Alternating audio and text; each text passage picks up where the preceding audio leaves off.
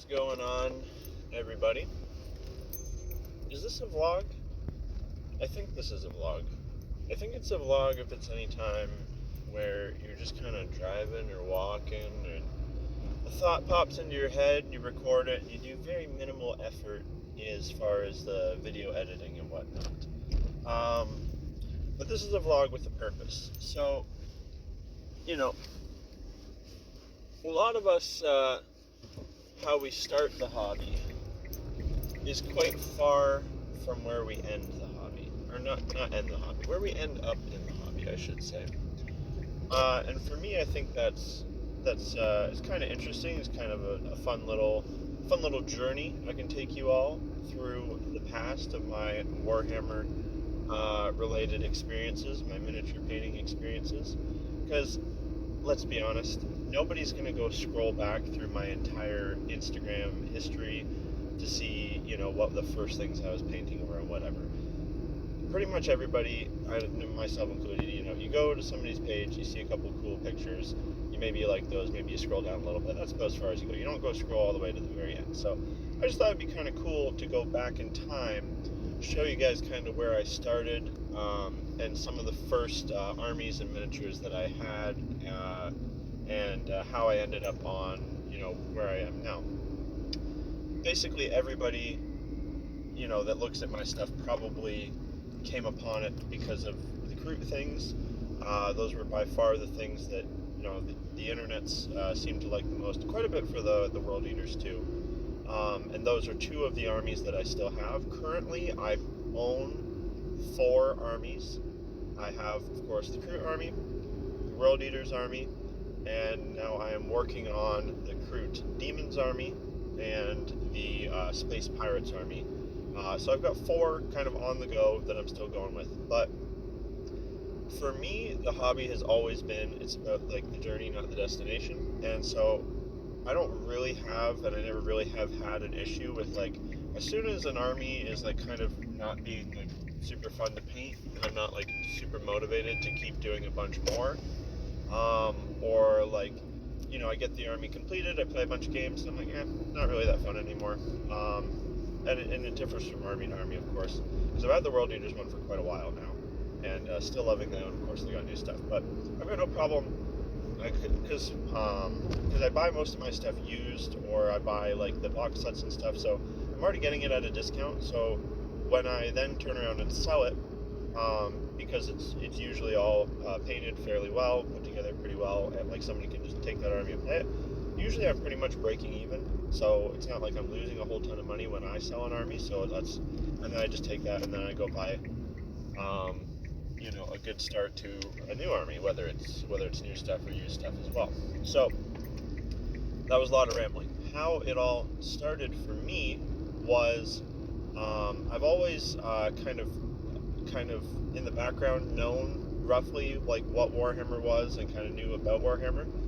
I had read a bunch of Warhammer fantasy books, and I really enjoyed them. I really enjoyed the Malice Darkblade series and the Archeon novel. I really liked, not the End Times books, but like the one that was just all about him. I thought that was really good. There was a couple other ones like about like some like the Human Empire and stuff, and I never read Gotrek and Felix, but I heard those were really good. But anyways, so I kind of knew roughly what Warhammer was. I saw the 40k books, thought they looked cool, never actually read them. And but basically, that was a time in my life where there was a lot of stuff changing. I had just had my first kid, and basically my whole like thing in life was fishing. Every single day I was trying to get out fishing. I was, coming home late after work. I was getting up early before work, and it was kind of like causing a lot of strain in my life. So I'm somebody that always needs something to do. So I was like, okay, I need a hobby that I can do at home, that I can put as much time and effort into as fishing. Not that, like, because I still do a lot of fishing, but something to break it up, and so that I'm home more, and it's more convenient, basically. And at the same time, my brother-in-law started playing this thing called Kill Team, which of course is like the smaller version of 40k. And I think he did play a little bit of 40k. He had a pretty good-sized little Tau army. But so he was playing that with his friends, and I saw that, and I've always like kind of been a little bit artistic, and I kind of like thought like painting might be fun, but it honestly looked kind of daunting, and also I was like, oh, this is some high tier nerd shit. I don't know if I'm quite ready to get in on that. I'm a pretty cool redneck man myself. I don't know if I could bring myself down to that level. Um, but no, so what happened was I ended up playing a little kill team game with him. Instantly hooked. Instantly thought that was really fun, and that I'd wanted to do that. And so the first models I actually bought, it was the Battle for McCrag box set. Bought it used from a guy. It had been out for a long time. So this was around, I would say, early 2019. So not that long ago. We're talking 4 years ago. Bought that off a guy because it was like, oh, there's a little Space Marine bit and a little Tyranids bit, and so now I have like 2 kill teams basically, and some terrain and stuff. So I thought that was cool.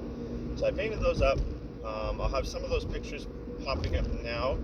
I can't find any of the pictures of that. The Space Marines were the first things I painted, but they were already 90% painted by whoever had them before. All I did was like some little touch-up things. They were like Black Templar Firstborn Marines, so I don't think I have any pictures of them. I might have a picture of the one random little Terminator that was in there. And there was a random Orc in there too, and I painted that as well. But I did, those were the only like Firstborn Marines that I had of that, so they're kind of like, they were like the first models, but they don't really, I used them like one kill team in game and got rid of them. But I did end up, from that little Tyranids squad, I ended up keeping those models. So played a couple games of kill team, and then I got a couple friends at work into it. They got hooked on it too, but they wanted to play 40k and build big armies. So I had these 2 little kill teams, and I was like, okay, what should I go for now? And I think around that time I maybe read like my first like 40k book, and it focused on the Space Marines, and I think it was Hell's Reach. And so I thought, oh my god, the Space Marines are so fucking cool. Like, as I'm sure most 40k people do, they kind of lock in on that. Super soldiers and power army, and purge the Xenos and all that good stuff. But me being somebody who always wants to be on the outside and do something a little more unique, I was like, nope, I'm going to do a chapter that nobody plays. I'm not doing Ultramarines. I'm not even doing Black Templars. And I just poured over the lore. I read probably the entire wiki, just going ham to find a unique chapter that I thought was really cool. And I ended on the Executioners chapter because they had really cool bits of lore, and the paint scheme seemed really easy. And I'm going to be totally honest, guys, this is how much of a noob I am. And as I'm talking, I'll have images of this army popping up. They don't look too bad. That is not rattle can lead belcher what you're seeing. A lot of that is straight lead belcher paint on plastic. I didn't even know what primer was. I was just fucking going ham, just painting right off the sprue, baby. And so you'd drop a model, and then you'd chip it, and you'd see the plastic underneath. So I was constantly repainting them too. That I'll have it pop up right now. My first big model I bought was a Redemptor Dreadnought, the easy to build one, and I must have repainted the silver on that 4 times, because it would ding it, and then you'd get the blue plastic showing through. So that was pretty funny, but I think they turned out not too bad, and I had a lot of fun. That was my first army, and it was I ended up with a pretty decent sized army, and that's where I got into kit bashing, because the Executioners are all about skulls, and then I even read a little bit where they like to take war trophies. So I was I'm going to give a couple of these some Eldar weapons and stuff. But I even right then I was all over the place, because I had the Tyranids kill team, and then I was doing the Space Marine army, and then there was a box set that came out, which was Eldar versus Space Marines. I think it was called Wake the Dead. And then rather than be smart, I'm literally just starting Warhammer and being oh, I'll sell the Eldar half and buy more Marines, I was no, now I have an Eldar army too. And so right off the bat, I'm like start going all over the place, starting all these things, and that's how I am still. I gotta have like multiple things on the go at once, or I get bored. And then even another box that came out that was like Mechanicum versus Necrons, and that was one of the armies that my buddy started right off the bat was Necrons. So then I was like, oh shit, I'll take the Armiger Warglaves or whatever from that. So I had like a Space Marine army on the go, and then at the same time I had a tiny Eldar army on the go, and a Tyranids kill team that was just kind of sitting there at the time. And I bought these two, and I got these Armiger Warglaves. So I'll have the image pop up right now of what I ended on as far as the Imperial Army. And it's a pretty decent sized, mostly Primaris Space Marines force. I had like a Predator tank and a Storm Raven gunship thing. I converted some Primaris sized Centurions that I was really proud of. I was really proud of the conversion. Paint job doesn't look so good. And then like my coup de grace, first like real hardcore kit bash was, and I'm gonna forget because I had some crazy backstory that justified it. I made what I counted as a Chaplain Dreadnought that was a Primaris Chaplain riding on a dragon thing. It was like a Dracoth from Age of Sigmar. And I think it was like because in the Badab War, some of the executioners ended up like once they realized they were in the wrong, they like surrendered to the Salamanders. And so I was like, oh, this guy was one of the ones that surrendered to the Salamanders. They took them back to Nocturne, the Salamander's home planet, and on there he went on like a little chaplain vision quest from the Emperor and came back riding a dragon thing. I think that's how it went. It was ridiculous, but I made this thing and I loved it, and had a lot of fun with that in game. That's when the Chaplain Dreadnoughts were really good. And so yeah, that was my Imperial Army. The Eldar Army, unfortunately, even though I think my paint scheme actually looked kind of cool, it was pretty simple to paint. I never expanded on it too much. I had that little Wake the Dead set, which was like one character, some Guardians, and I think some Wraithguard. And then I got an amazing deal from the pawn shop locally, where I got 2 Wraith Lords that were smashed up in pieces for like $20. But I think they thought there was only one broken one in there, and then it turned out there was enough parts to actually almost fully make 2 with a little bit of kit bashing. So I had like, I don't know, a little over 1,000 points or something of Eldar. And I think first I sold that Eldar army and then put the money into buying some more Tyranids. And then I started building on the Tyranids army. And so now I'm starting on Tyranids and continuing with the Space Marines at this point. And then eventually I end up also selling the Space Marines. And that was pretty much what let me have the size of the Tyranid army that it did, and it also went into starting the armies that I have today. It was a pretty insane deal where like my Space Marines were like fully painted and like tabletop ready and like pretty ready to go, and they looked not half bad. I'm gonna say maybe that whole army, if you totaled it up, I don't know, maybe like 3,000 points or something. And I put it up on one of the Facebook groups, and I was like, I'd like to trade this for like, I just said like as much Tyranids as you want to give me. I don't care what shape they're in. I like fixing them and I like repainting them anyway. And some guy sent me like crates of Tyranids. Like if it was 3,000 points of Space Marines, I traded it for probably like 12,000 points of Tyranids. They were all like, coated in paint, mispainted, different colors, this and that. Everything snapped and broken in huge piles, but all totaled up, it was like an insane upgrade in terms of number of models. And so what that allowed me to do was to basically build up really quickly a really good sized Tyranid army. I kept all the stuff that I wanted, and then sold off the rest of it, and basically I still made enough money extra to then put that towards other stuff. And I believe what I did was I took that extra money, and that's what I think I kept that for a bit, and then I started on World Eaters. But yeah, so I actually ended up with like quite a big Tyranid army. There was not that many crazy kit bashes in it. I did like the Jumping Swarm Lord that a lot of people do. Probably the best one was my Harpy. I was quite happy with my Harpy. I had like an extra Trigon and some extra Hive Tyrant wings and stuff. And I made this pretty cool looking Harpy. I didn't really like the Harpy model, so I thought this was quite a bit better. But yeah, I'll just have some images from the army popping up. I had the old Metal Broodlord, which I liked more than the new one, but I green stuffed him a longer tail because his little nubby tail kind of looked silly. So I like that. My Dimachron, that's my favorite Tyranid model, always has been. I think it is anyway. I like quite a few of their things. But so I was quite happy with that. Again, my scheme, like you can look at it, it's like very simple. And like on the table, like in an army, it looks good, but then you get up close and you're like, oh, this is like quite quick and like kind of rushed and shitty.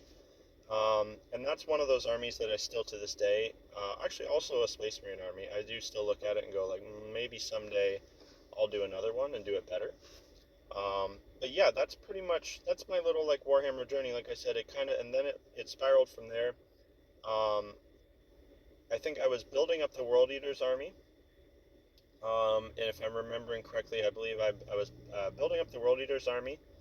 And then somewhere in there, then that's when I got into, I think it was, what spawned the Kroot army was they finally released the updated Legends rules. So I looked at that and I said, well, because I just play casual games anyway, I was like, oh shit, now I can actually justify bringing like the Legends stuff, like the Narlox, the Great Narlox.